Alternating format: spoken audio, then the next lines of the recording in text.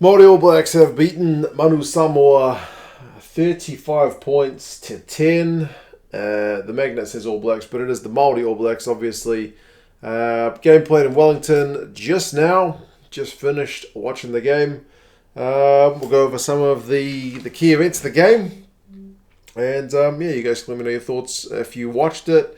I think it kind of went according to plan. The Māori All Blacks were big-time favourites in this one. Remember, they picked a team full of Super Rugby guns, a lot of guys who, there or thereabouts for kind of All Black selection. Samoa unable to get some of their guys back from Europe and having to call upon guys from various levels of rugby. They put in a good fist of it early. Maybe the Māori All Blacks kind of fitness and stamina was the key difference in the end.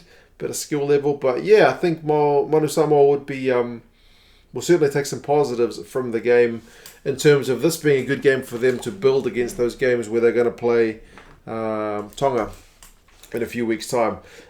Billy Harmon looked to be injured early, actually. He hurt his elbow, but he did stay on the field, which was kind of good news because he's one of those guys who's impressed in the Super Rugby Trans-Tasman competition. And interestingly, Samoa got the first scrum penalty. It was an area where you think maybe the Māori All Blacks are going to dominate, and it's an area where they did dominate, but early on, it was Samoa. However, and I should say the conditions were pretty tough in this one. It was wet and looked really windy. Didn't look that great on camera with no crowd there, but that's just with Wellington being in a higher COVID alert level at the moment. That was kind of a needs must thing. We're just happy the game's gone ahead. But yeah, the conditions meant that the first Samoan line-out didn't go straight. So they kind of missed an opportunity to attack the Māori All Blacks line. And the Māori All Blacks were the first ones to get points on the board. Sean Stevenson on 9 minutes gets the first try of the game. That one's from a line-out. The Māori All Blacks, I think, eventually spin the ball wide. And Trask gets it basically from that spinning wide after the line-out. And he puts in a grubber through for Stevenson, who goes pretty well. It was a pretty well finished move. And the conditions, I think the execution was pretty good. Showed a bit of high skill level, so it's 7-0.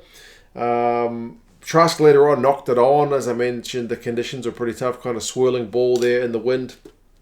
Wet ball didn't make it any easier, but he wasn't the only one to be kind of having a few handling errors. Samoa had a try chalked off on 20 minutes for holding a man into a ruck, which was a bit of an easy let-off for the Māori All Blacks, but they got the try about 5 minutes later anyway through Formai. That one was an interesting one because Samoa were piling on the pressure, and Otsiri Black shot out of the line to go for an intercept. He knocked it on, and from the loose ball, Formai picks it up, runs with it, grubbers, collects it and goes, but the Māori All Blacks guys seem to be kind of half-stunned and thinking that it's probably just going to be a knock-on, it's going to be a scrum. But Formai plays to the whistle. He plays the advantage of the ref. So, yeah, why not, man? Goes for a hell of a try. And it's suddenly 7 points apiece. Both sides kicking pretty well despite the conditions. There's no missed goal kicks in this game. Wainui gets the next try 5 minutes later, though, in half an hour. It's a line-out set play. Well handled in the wet, to be fair. 14-7 to the Māori All Blacks. And then Stevenson gets his second just before half-time. Trask with a cross kick. It's from turnover ball in Samoa's half, and maybe that's what I'm talking about at the fitness come halftime is maybe starting to tell a wee bit. And 21-7 it goes in at halftime. Samoa did kick it dead before halftime when they had their own attacking opportunity, which is again another wee bit of a let off. Whereas they could have started the game with an attacking line out in that first half when they won that first scrum penalty. They could have attacked from that final penalty right before halftime, but they kicked it dead. So, a couple of missed chances. Halftime stats are pretty even. Run meters 120 to 108. The Māori All Blacks actually having the less of the two numbers, but they've had more possession and more territory. The Māori All Blacks, the penalties conceded as a bit of an issue for Samoa at that point. It's 7-3. Turnovers conceded as 5 to Samoa, 6 to the Māori All Blacks. And I'm talking about the conditions are tough. Guys are coughing up the pill. Second half, Samoa gets a penalty, pretty well kicked. So it makes it 21 points to 10. That's the final points that Samoa would get in this game, but they would go close later on. Man, the crowd noise was going bonkers. That fake crowd noise is just so jarring. It's really, really terrible. I don't know why they played that. But anyway, 21-10. Dixon gets his traditional maul try on 55 minutes. A big period of pressure for the Māori All Blacks. It had to come, and it did eventually. So it's 28-10. The Māori All Blacks were really getting forward dominance. Their scrum was absolutely pumping. The big unit man, Tamaiti Williams, comes on. He is an absolute just unit man, isn't he? He's a huge human being. And he was adding some good value to the scrum. Jonah Lowe went close on 64 minutes. Great defence from that man, Fulmai again. The tackle low into touch. They had to look at it through the TMO about 4 or 5 times before they spotted that he was in touch. But they go back for a penalty anyway. And the Samoan front row actually gets yellow card warned. Like, next penalty at your front row for not staying straight is going to be in the bin because they've been conceding penalty after penalty. But from that next scrum, the Samoan guys actually managed to hold it straight, but they've had to keep all the guys on the back of that scrum. The flankers and number 8 can't pull off. They need to add all that extra weight they can. And